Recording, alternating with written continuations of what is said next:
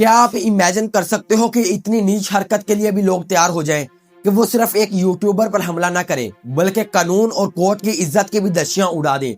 सोचो एक ऐसी जगह जहां हर शहरी ये उम्मीद करता है कि फैसले सिर्फ कानून और दलील पर होंगे, वहां अचानक हंगामा हो जाए, धक्का मुक्की शुरू हो जाए और एक बंदा जो सिर्फ अपनी लीगल हेयरिंग के लिए आया हो उसे गैर महफूज महसूस करना पड़े। वहां भी क्योस और तशद्दुद का माहौल बन जाए सिर्फ कुछ लोगों के प्रेशर, इन्फ्लुएंस और चापलूसी की वजह से।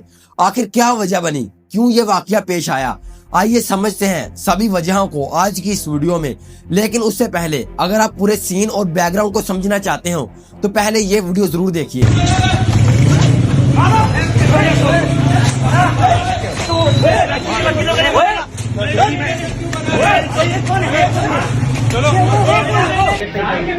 हाँ रजब भाई, कैसा हुआ भाई? सही है ना? अभी आप माफी मांग रहे? नहीं यार बस आइंदा भाई नहीं करेगा। ठीक है, हमारी बात हो गई है तो इंशाल्लाह आइंदा ये जो है नानी वाला भी हमारे साथ है, आइंदा इंशाल्लाह जो नहीं करेगा। इसी वकीलों के साथ वकील साहब भी हैं और इनके साथ ठीक है, बात खत्म। आज हम डिस्कस करेंगे कि एक यूट्यूबर के साथ ये वाकया कैसे पेश आया। ये जो कुछ भी हुआ ये सिर्फ एक यूट्यूबर पर सवाल नहीं था बल्कि इसने पाकिस्तान के जस्टिस सिस्टम, कोर्ट, सिक्योरिटी और कानून के नाफिज पर बहुत गहरे सवाल खड़े कर दिए हैं। ये वाकया हुआ कराची सिटी कोर्ट के अंदर और जो चीज इस पूरे मामले को और ज्यादा सीरियस बना देती है वो ये है कि ये सब एक कोर्ट जैसी जगह पर हुआ। ऐसी जगह जहां हर शहरी ये उम्मीद रखता है कि यहाँ फैसले जज्बात से नहीं कानून से होंगे। चलिए पहले थोड़ा कॉन्टेक्स्ट समझते हैं। इस पूरे वाकया के बीच एक नाम है जो अचानक हर जगह सुनाई देने लगा, रजब भट्ट। शायद आप में से बहुत से लोग इस नाम से पहले वाकिफ ना हो और इस वक्त ये शख्स एक कोर्ट हेयरिंग के सिलसिले में मौजूद था जब ये पूरा हंगामा शुरू हुआ। शायद आप में से बहुत से लोग इसे जानते हो। ये एक well known Pakistani content creator है जिसके वीडियोस और काम की वजह से उनके हजारों फॉलोवर्स और सपोर्टर्स हैं। उनके खिलाफ कुछ केसेस चल रहे हैं जिनके सिलसिले में वो अपनी बेल हेयरिंग के लिए कोर्ट आए हुए थे। बेल हेयरिंग का मतलब होता है कि कोर्ट ये डिसाइड करती है कि किसी शख्स को केस के दौरान टेम्परेरी रिहाई दी जाएगी या नहीं। ये एक नॉर्मल लीगल प्रोसेस होता है जिसमें किसी भी किस्म का तशद्दुद या हंगामा होने की कोई गुंजाइश नहीं होती।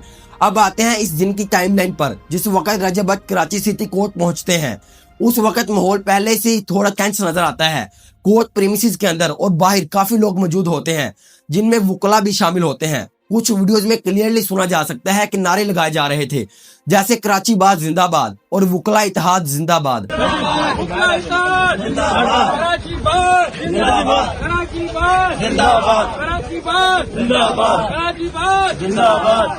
अब यहीं पर एक इम्पोर्टेंट सवाल ये उठता है, अगर ये सिर्फ एक रूटीन हेयरिंग थी तो इतनी नारेबाजी और इतना प्रेशर पहले से क्यों मौजूद था?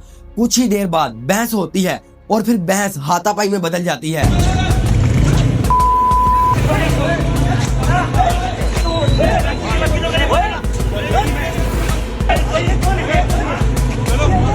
वीडियोस और आई विटनेस अकाउंट्स के मुताबिक रजब भट्ट पर फिजिकल अटैक होता है। उनके कपड़े फाड़ दिए जाते हैं, उनके चेहरे पर चोट लगती है और खून निकलता हुआ नजर आता है। उनके साथ मौजूद टिकटॉकर नदीम नानी वाले भी इस हंगामे का शिकार होते हैं। अब यहाँ पर रुककर सोचने वाली बात यह है कि ये सब कोर्ट के अंदर और बाहर हो रहा था और सवाल ये पैदा होता है कि जब ये सब हो रहा था तो पुलिस कहाँ थी? कानून नाफिज करने वाले अदारे इस वक्त क्या कर रहे थे? कराची सिटी कोर्ट जैसे अहम और सेंसिटिव इलाके में अगर एक मशहूर शहरी इस तरह महफूज नहीं है तो फिर आम आदमी का क्या हाल होता होगा जो रोज अपने केस के लिए कोर्ट आता है बिना किसी पावर और पहचान के। अब यहाँ एक और पहलू समझना जरूरी है। कुछ लॉयर्स का कहना है कि रजब भट्ट ने अपनी कुछ वीडियोस में वुकला के खिलाफ सख्त और गैर मुनासिब जुबान इस्तेमाल की थी। अगर ये बात में दुरुस्त है तो सवाल यह है कि इसका जवाब देने का कानूनी तरीका मौजूद था या नहीं। स्पेसिफिकली देखा जाए तो सैकड़ों तरीके मौजूद थे, जैसे दफामेशन का केस फाइल किया जा सकता था, कोर्ट में एप्लीकेशन दी जा सकती थी, लीगल नोटिस भेजा जा सकता था। लेकिन कानून को हाथ में लेना, किसी शख्स को घसीटना, मारना और पब्लिक ह्यूमिलिएशन करना, ये किस कानून के तहत आता है? यहीं पर एक बहुत बुनियादी सवाल पैदा होता है, आखिर फैसला कौन करेगा, कोर्ट या क्राउड? वीडियोस में एक और चीज भी नोटिस होती है जो इग्नोर नहीं की जा सकती। कुछ सीनियर वुकला जैसे अली इशफाक साहब रेपिडली लोगों को रोकने की कोशिश करते नजर आते हैं। वो ये कहते सुनाई देते हैं कि खुदा का वास्ता है, ये वकालत का तरीका नहीं।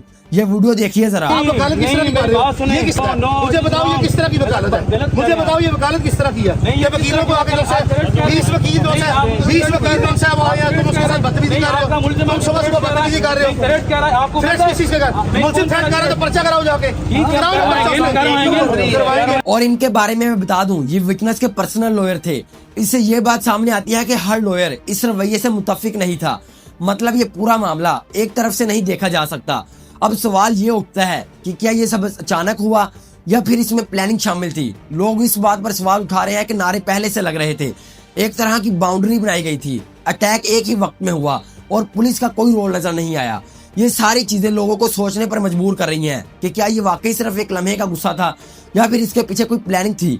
अब थोड़ा बिगर पिक्चर की तरफ आते हैं। पाकिस्तान में आज भी हजारों केसेस कोर्ट में पेंडिंग है। ऐसे लोग जेलों में बंद हैं जिनके पास वकील तक नहीं। ऐसे शहरी हैं जो सालों से इंसाफ के इंतजार में हैं।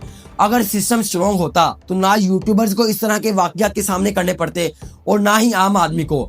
आज अगर ये बंदा है तो कल कोई और हो सकता है। मसला शख्सियत का नहीं, सिस्टम का है। इस वीडियो का मकसद ये नहीं कि किसी एक शख्स को हीरो या विलन बनाया जाए।